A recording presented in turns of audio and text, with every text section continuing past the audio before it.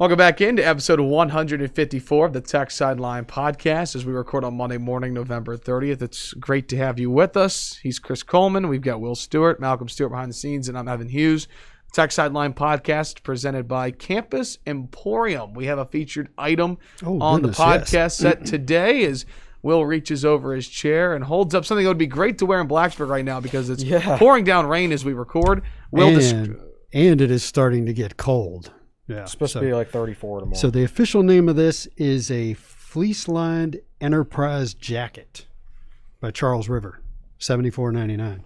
I am not wearing it because it's 75 degrees in the office, and I would just roast if I put this thing on. But it's very comfy, very nice. I actually do want to put it on. I'm not gonna, but now this is not quite on the site yet because Thanksgiving. So I will put it in the links on the site. We'll drop the link in the YouTube description of the YouTube video. But this is a very nice piece of gear for only $74.99. If you had something like this from Nike or Under Armour, you'd probably be looking at over $100 or something like that. But this thing is really sweet. That's my detailed description of it. It's really sweet. Really sweet. And I can't wait to wear it. So 2 winter sports are off to great starts in Virginia Tech men's basketball and Virginia Tech's women's basketball. And one winter sport that should have a great season this year is Virginia Tech wrestling. Southeast Regional Training Center, proud partner here of Tech Sideline podcast. Go to southeastrtc.com to find out how you can help Virginia Tech wrestling today. So can I jump in here and go over some stats? Yeah, absolutely. So I printed out a comparison of last year's basketball stats versus this year's. Now, this year's is through only 3 games, caveat. So far this year, 78 points a game versus 68.6 last year. But I'm sure Tech was doing well early in the year last year, too, and then ACC play started. Field goal percentage so far for the Hokies is 49.7%, close to 50%. Last year, they ended the year at 41.9%. They struggled to make shots later in the year, and they wound up at 42% basically. 3-point shots are 41.9% versus 35.2 last year. And last year they were such a perimeter-oriented team, and I remember Nolly got so cold the second half of the season. And that really that guy would down. shoot 10 3-pointers a game and missed 9 of them, and it's going to hurt your percentage. So I think early in the year they were probably also shooting well from 3. So I already gave free throws made per game was 14 this year versus 9.5 last year. Rebounding margin is +2 in 3 games. And didn't Radford out rebound Tech? Evan, can you look that up while I run down? Last year they were -3.3, and here's a stat from last year. Let me pull this chart out and make sure that I count this right. This one I've got in my head. In the last 19 games last year, Tech out-rebounded 2 teams. And they out-rebounded them by 1 rebound and 2 rebounds. Radford out-rebounded Tech by 1 rebound, 23-22. Yeah. So looking down the last few games last year, these are rebounding deficits. Miami -10, Duke -18, Virginia -11, Louisville -14, Clemson +2, Notre Dame -17, North Carolina -15. Tech was getting stomped on the boards at the end of last year. And as a matter of fact, in however many games they played, it was 30-some, maybe 35. They only out-rebounded their opponents about 8 times. So, and as I said down the stretch, it was very rare. So that's something to keep an eye on is rebounding, which is that's not going to happen this year. Yeah, it's not. So turnovers per game, their turnovers are up this year, 11.7 so far versus 9.9 last year. And the assist to turnover ratio, which was 1.5 last year, is 1.2 this year. So it's still solid, but not quite as good. Well, it's going to be. The bad part about having an extra big man on the court is that's 1 fewer ball handler, right? So when you're trotting out 4 guards and a 6'5" center, you're going to be really good at passing and handling the ball, of course. So you say your turnovers are going to be down to a certain extent just because of the type of personnel you have on the court. When Tech is playing more traditional like this year, their turnovers will be up a little bit because it's one fewer ball handler / passer on the court. And if you pass around the perimeter a lot and then jack up a 3-pointer, you haven't turned it over, but it's a terrible possession. Yeah, it's like, oh, this team doesn't throw in any interceptions. Well, they only throw it 11 times a game. Right? So here's an interesting stat that if you go and you look at the season stats for the team, you don't see this statistic. It's points in the paint. And so since Tech has only played 3 games, I looked it up. They outscored Radford 20-18 points in the paint. Villanova 32-22. Nice. USF 42-24. So this year Tech has outscored their opponents in the paint 94-64. That's a big stat. To get it for, I drilled down through some of last year's stats and I couldn't find it explicitly, so I'd have to go through the actual game recaps to total all that up, and that's a big project, so I couldn't do it in preparing for this. I think maybe I'll do my inside the numbers on basketball this week. I mean, do you really want to read any more numbers about the football team? I don't think I want to write anymore. Well, and plus Tech didn't play a game. Well, you skipped last year's. I skipped last week, but I don't. One of the reasons I skipped last week is I didn't know what to write about. It was 47-14. Yeah, that's all the numbers you need to know. Yeah, really. There's one number. It's the one on the scoreboard. So anyway, just wanted to run those down. No, I absolutely love the stats. I think that's one of the things that makes our podcast so great, are the in-depth numbers that we get. I wish there was a pro football focus, pro football or pro college basketball focus. Is there any way to get? Actually, I need to go ahead and do my yearly subscription to Ken Palm, and he has a lot of advanced stats. Yeah. So a couple players I want to mention before we get to questions. I'm going to go rapid fire with you guys. Initial thoughts, spend maybe 60 seconds on these players. Just rapid fire on Virginia Tech players that might be new to the team this year, or a couple of guys that are coming back that have impressed you early this season so far. So we've talked about him a little bit, but I want to talk about Cartier Jada, a grad transfer from Kansas State. 30 seconds, Chris Coleman. What do you like about Jada? What does he bring to the table? Looks like a good athlete who can get his own shot. But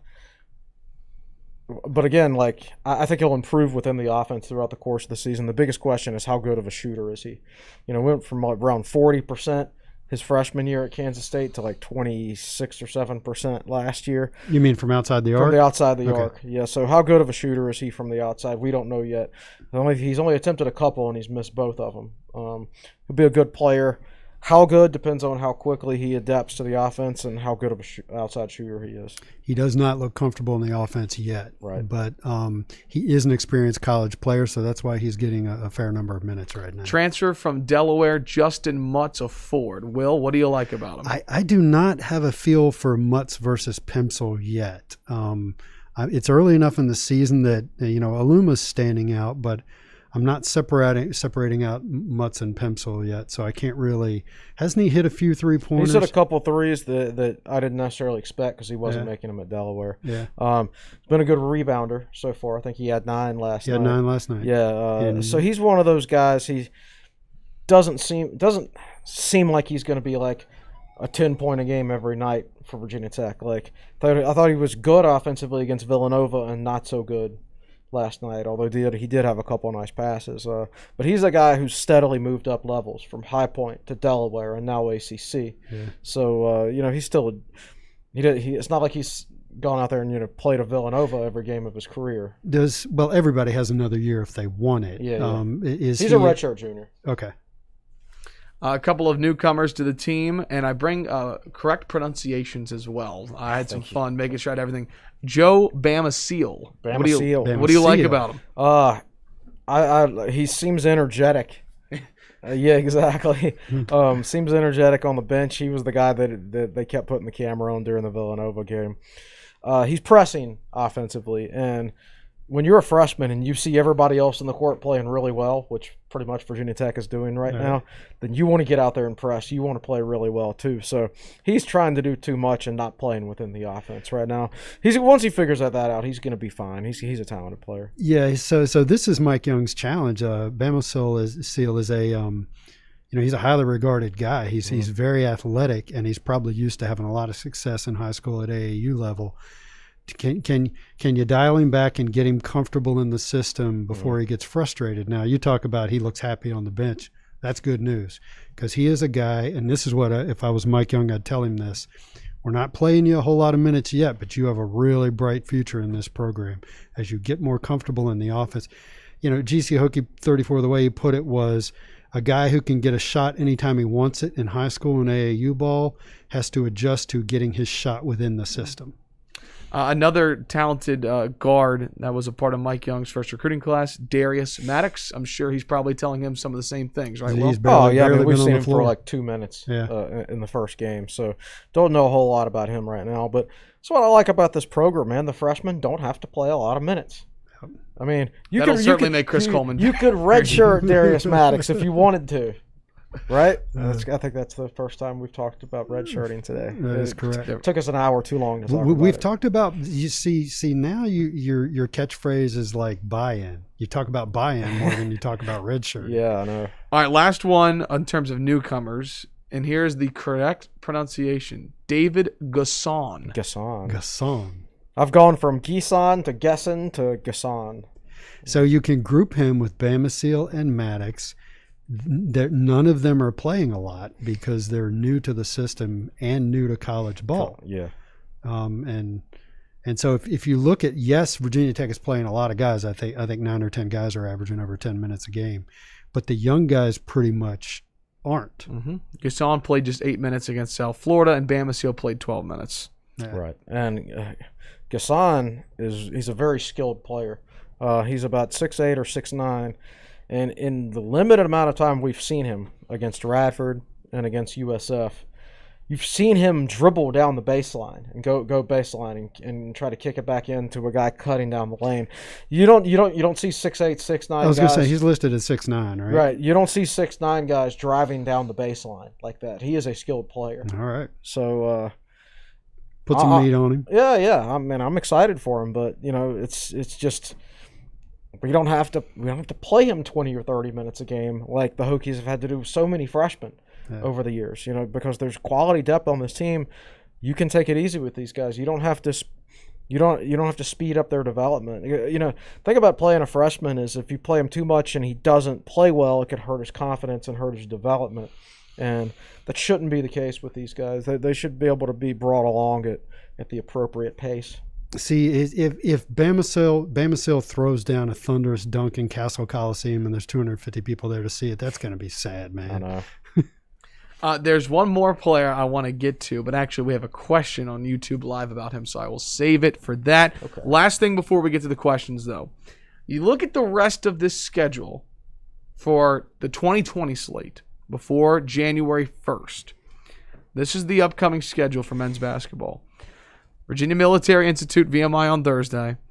Penn State, Clemson, Coppin State, Longwood, and Miami.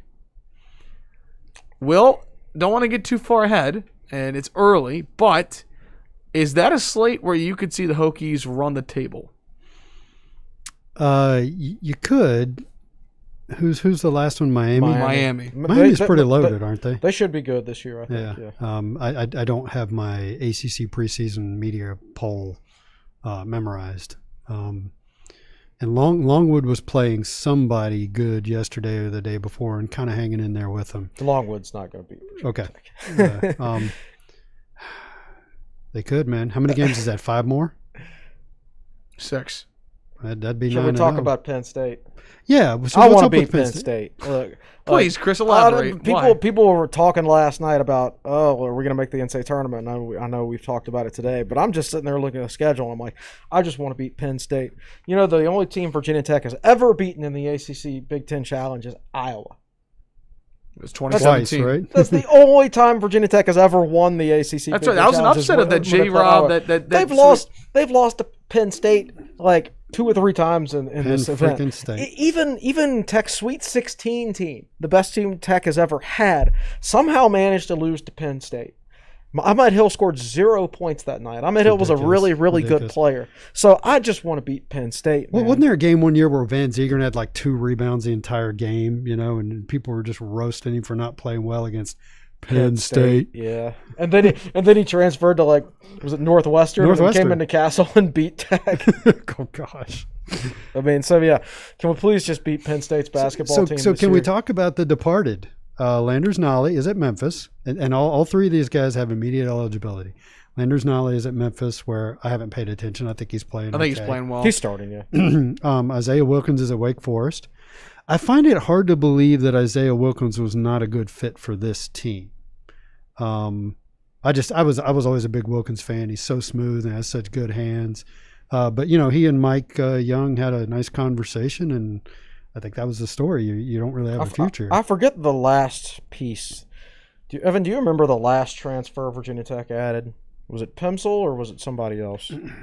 I believe Jada was the first. Mm-hmm.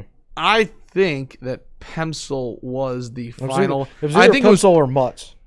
And honestly, it might have been. You know what? I think it was Mutz. So Mike Young wanted big guys. I mean, you needed another big guy, and you got too many guards.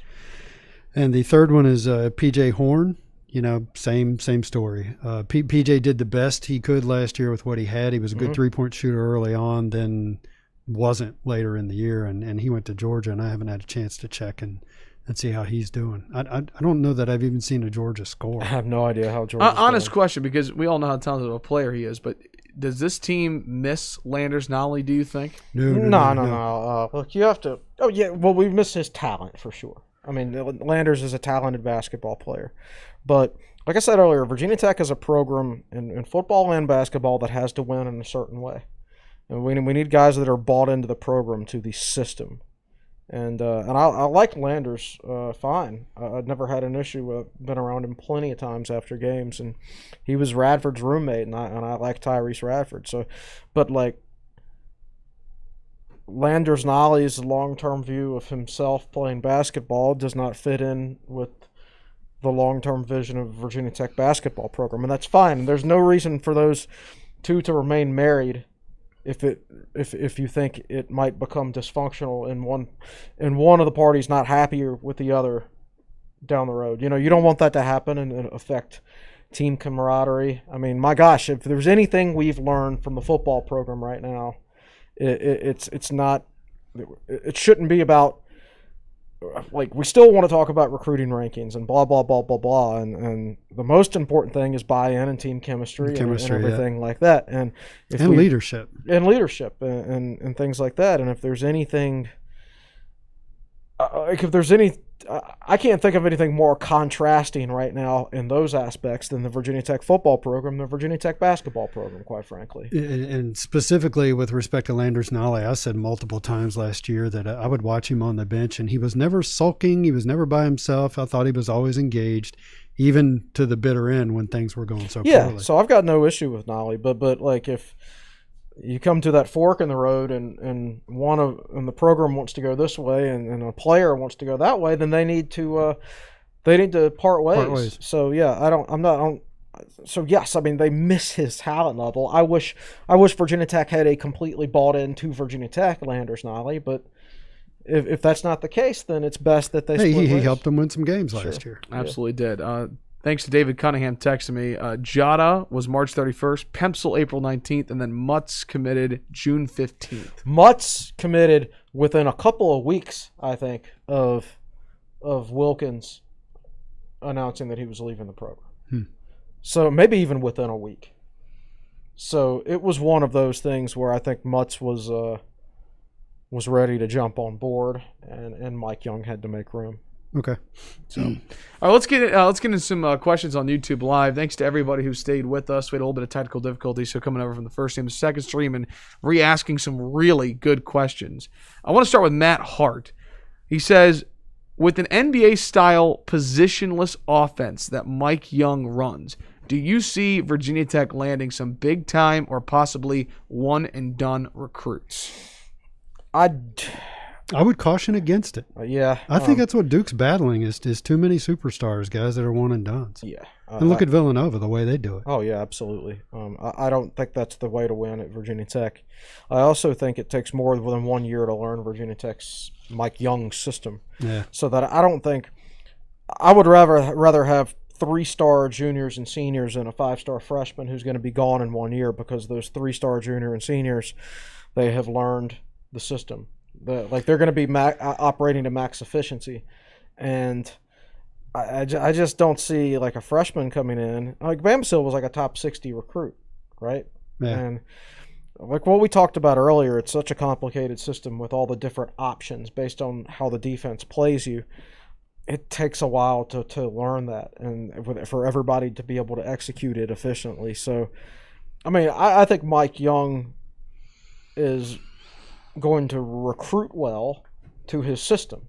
It may or may not match up people's expectations in the rankings. I know this, the most highly ranked class Virginia Tech has ever signed was that 2011 class that ranked like 10th or 11th in the country by ESPN. And that class, Finney Smith's in the NBA, but the rest of that class was a complete bust. Marquise Rankin, Robert Brown. Brown had a decent career at UAB, but C.J. Barksdale, Van Zegeren. That was a 5-man class. One player for every position. Point guard, shooting guard, small forward, power forward, center. But it wasn't a bought-in class, and it was a overhyped class. And I don't know. I just like what we're doing now better. I'm not so concerned about the rankings or. Yeah, I don't know that Tech could land one or some of those guys. I'm not sure they're even going to pursue them. In order for them to be able to land them, they're going to have to win a lot of ball games over the next 5 years or so. But even then, I just don't think Mike Young's no spring chicken. He's a year older than me. I mean, he knows who he is and as a coach. Yeah, exactly. And Villanova won it without one and dones. UVA won it without one and dones. They had some early entrants, but they weren't one and dones, and there's a big difference. So yeah. I just don't know that a one and done would be beneficial to Virginia Tech basketball right now. Yep. Yeah.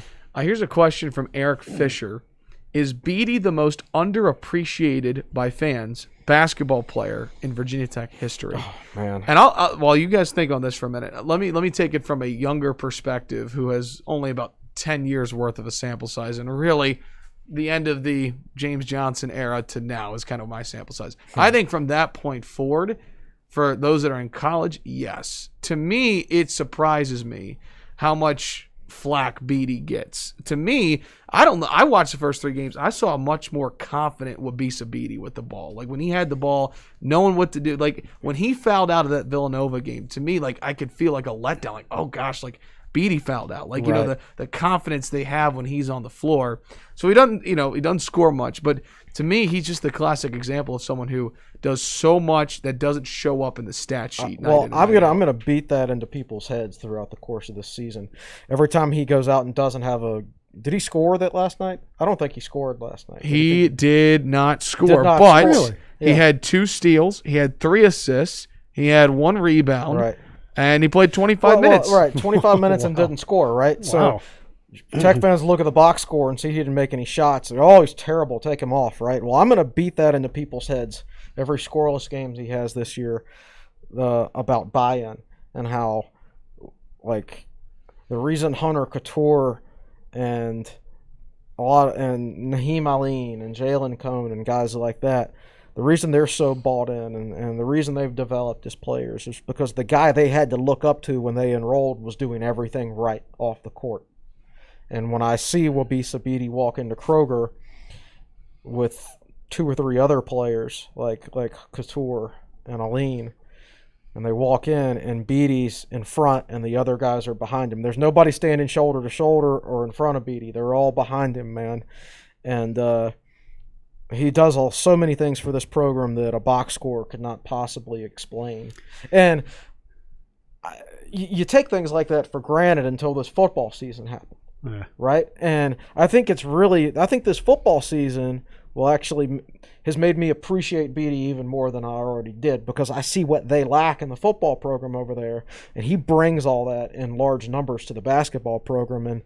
And so, yeah, when Mike Young got here and, you know, there were 2 guys in the portal, right? It was Nolly and Beatty. And he retained both of them for that year. And everybody's like, oh, retaining Nolly's huge. And retaining Beatty. Beatty's a guy, okay. Yeah, he'll probably start because we don't have anybody else, but blah, blah, blah. You know, but Nolly's the most important guy. No, not even close. Yeah. So underappreciated guys in the past. Old schoolers will remember Al Young. Al Young was a point guard who never looked to score. He was a terrible shooter, but he could really run. They were called the the Hurry and Hokies back then, and he could really run that offense. He's a phenomenal athlete and good dribbler and great defender. But most people appreciate Al Young. The next one I can think about is Jamon Gordon. Most people appreciate and like Jamon Gordon, but I don't think they truly comprehend how good that guy was. They probably don't grasp, like, he was ACC Defensive Player of the Year. You know how and a hard great that is? rebounder. Right, yeah. And a pretty good scorer. And a guy who could play the point. I mean, he was phenomenal. He was kind of like Tyrese Radford to a certain extent. Yeah. Except probably a better defender than Radford. Well, definitely a better defender. Yeah, Not that Radford's a bad defender. It's just Jamon was elite. My answer would be Marcus Sales. I think that's solid. Marcus Sales was a key player on that Seth Greenberg NCAA tournament team. Rarely started, but came off the bench. Played a decent amount. Sales was 6'5", and he could guard three different positions, and he could really handle the ball, and was a really good defender. Could get a lot of steals. I mean, that whole team was a group of guys that got a lot of steals. So when him and Jamon Gordon and Xavier Dowdell were on the court together, that was the best defensive backcourt Virginia Tech's ever had, when that trio of players was on the court together. For a defensive-minded coach. Right, exactly. So I think Marcus Sales was like Beatty. Beatty is honestly a more advanced offensive player than Marcus Sales was.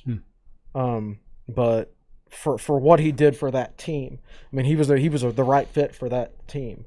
I don't think he's a guy that most Tech fans even remember even existed. So you can also include on your ballot Paul Debnam. We'll just leave that there. All right, quick answer for this one from NCVT Hokie. With so much apparent depth on the team through 3 games, how do we keep everyone happy with playing time, especially with Ogiaco and Cone coming back? Also, will lack of PT lead to transfers? Well, I mean, I think that you win and you work on the culture. Yeah, and these conversations are had before the season, or at least they should be. Like when Cordell Pimsel decides to transfer to Virginia Tech, Mike, that's the conversation he has with Mike Young, right? Is okay, how do you see my playing time going in my 1 year that I'm going to be available to play there? And you tell him, and you're honest with him.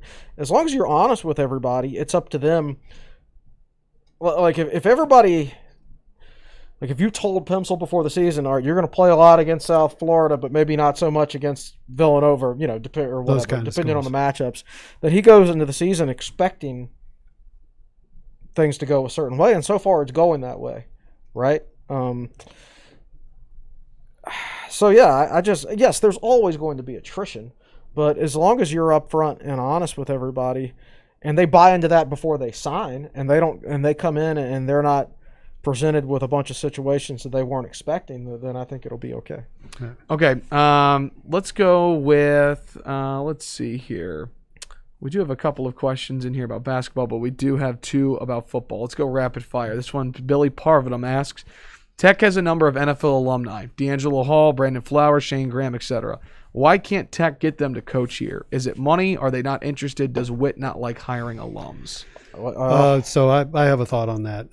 I still can't believe Daryl Tapp is here. What does Tapp make? $250,000 a year? Probably not quite that much. He played a lot of years in the NFL, right? He's set. That assistant coaching is a really hard job because you have to recruit, you have to work your butt off. The guys that just got listed made a lot of money in the NFL. What's the question? Why can't you get them to come here and coach? How many of them actually want to coach? They'll say it on Twitter. Don't be fooled by that. Yeah, and Antonio Freeman said. And they've never coached before. And some of these guys are there are peak parts of the season where the guys are working 16-hour days. I'm sorry, if you're a multi-millionaire like Antonio Freeman is, why do you want to work 16 hours a day? When I retire from TSL, I'm not going to continue working 7 days a week at some other job that pays less. There's a reason that if you look around the country at almost everybody's staff, Daryl Tapp is the outlier. Guys that were the greatest players and went to the NFL and things like that, they don't get into coaching because they're set. And a lot of those guys were such naturally gifted players anyway that maybe the mental sides of the game, they didn't have to be as strong that way. So the answer to that is Dre Bly. How many years did Dre Bly play in the NFL? He played a lot. So he's also an he's outlier. also an outlier. He and Daryl Tapper are the outliers. But generally speaking, it's your Justin Hamiltons. Yeah. It's your Cody Grimms. Good players who sniff the NFL. Right, and who were mentally strong but did not make a ton of money in the NFL. And quite frankly, you don't want to hire players unless they're qualified. Or like D'Angelo Hall was a great player for Tech, but he's never coached football a day in his life, right? Like, how could if you loaded down the Virginia Tech staff with all former players, What'd you get? that wouldn't be a good thing. What would you get? Like, I'm in favor of the right mix and everything, but you just can't hire a bunch of dudes just because they happen to play at Virginia So this Tech. was supposed to be rapid fire. Sorry. That's right. Last one on football, and Jacob asks, I'm going to turn your question. I'll answer your question, Jacob. I'll ask another one too. Assuming we are one of the teams with a losing record chosen for a bowl, who do you all think we will face?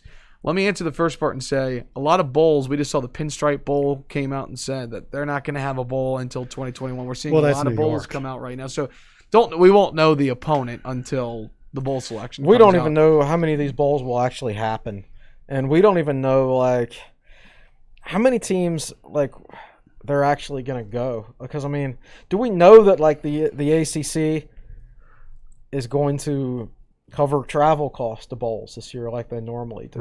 Right. Like we don't know that. I know if Tech goes to a bowl, like everybody criticizes John Swofford for his TV deal, so I think his biggest failure has been lack of a tie-in with the Bahamas Bowl. If you're gonna have a bad year in football, have a bad year and go to the Bahamas Bowl, right? Not the Pinstripe Bowl. Not the Pinstripe Bowl. Yeah. Go somewhere where it's warm. So that is basically the unanswerable question at this point. I don't know. And even not many writers are toying around with that. They kind of usually do at this time of year, but I haven't seen a whole lot of bowl projections. All right. Final note, NCVT Hokie writes back and says, Al Young was such a great athlete that he was drafted by the New York Giants as a defensive back. Yeah. So I always tell that story. I believe he was drafted in the 12th round back when they had 12 rounds, and he was cut fairly quickly. And if I remember correctly, the reason was, trust me, Al Young was plenty quick enough, but he wasn't fast enough. He was with a basketball, but apparently he could not like stay with an NFL receiver 20, 30, 40 yards downfield. And I think that was the reason that he was cut, because he was certainly beefy enough and athletic enough and quick enough. Michael Vick was drafted in the 30th round by the Colorado Rockies. That's right.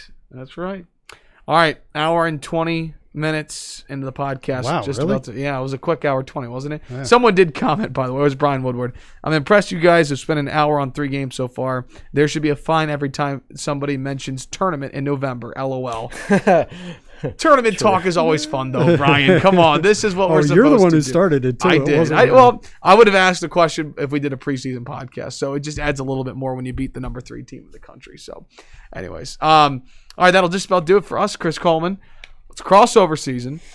Yeah. I see that event calendar over there right now. What's coming up on TSL? I don't think I've got anything written on it yet. So I don't know. We will do an Inside the Numbers this week. We'll have normal football interviews today, Tech Talk Live notes tomorrow.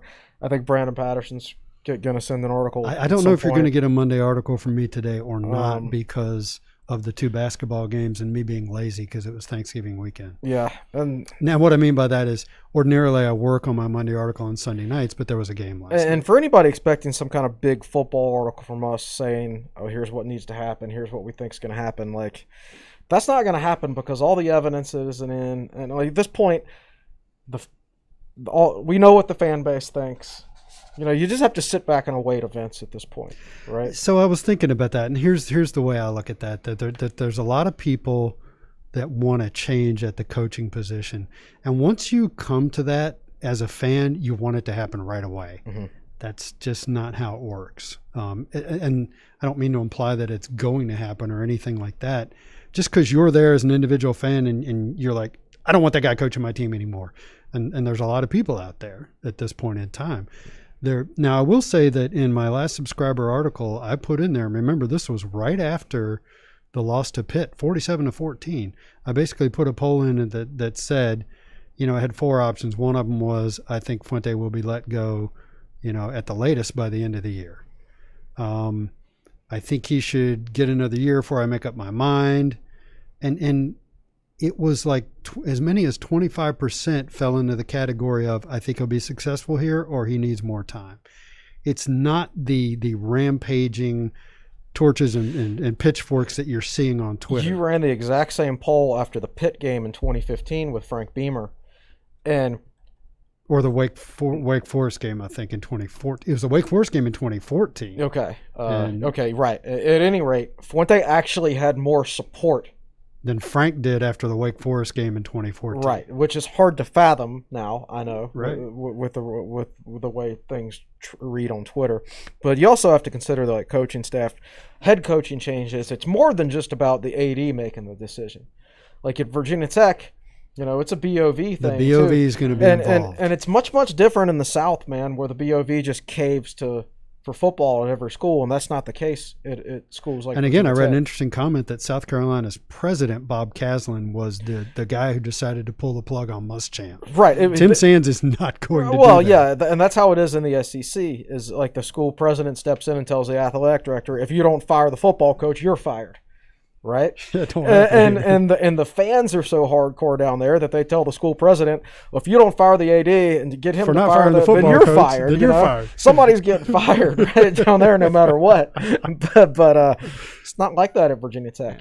Yeah. Well, we will have a podcast on Thursday at 1 o'clock. Hope you can join us on YouTube Live for prime time college football. 7:30 kick on ABC, Virginia Tech and Clemson. We will preview that game on Thursday, and of course we'll have football content and men's basketball content. Couldn't buy a night game for years. Now when we don't want one, anyways, we will have the game previewed. All right, gentlemen. Before we wrap up, any final thoughts? None whatsoever, other than I'm very cautiously optimistic about this basketball team. Okay. But, Villanova had played 3 games in 4 days, and USF is poorly coached. Yep. You heard the announcer on ESPN2, John Crispin, talking about how they weren't communicating. They look bad on offense. They look bad on defense. Also on the podcast Thursday, Hokies will play VMI on Thursday night. We'll briefly talk about that on Thursday. 8 o'clock ACC Network. That'll do it for us. Episode 154 of the Tech Sideline Podcast in the books. For our managing editor, Chris Coleman, our founder and general manager, Will Stewart, the best podcast producer in the land. To my right, Malcolm Stewart. I'm your podcast host, Evan Hughes, saying so long. Thanks so much for watching and listening to episode 154 of the Tech Sideline Podcast, brought to you by the Fisher Law Firm. Have a great week, Hokies, and we'll talk to you Thursday.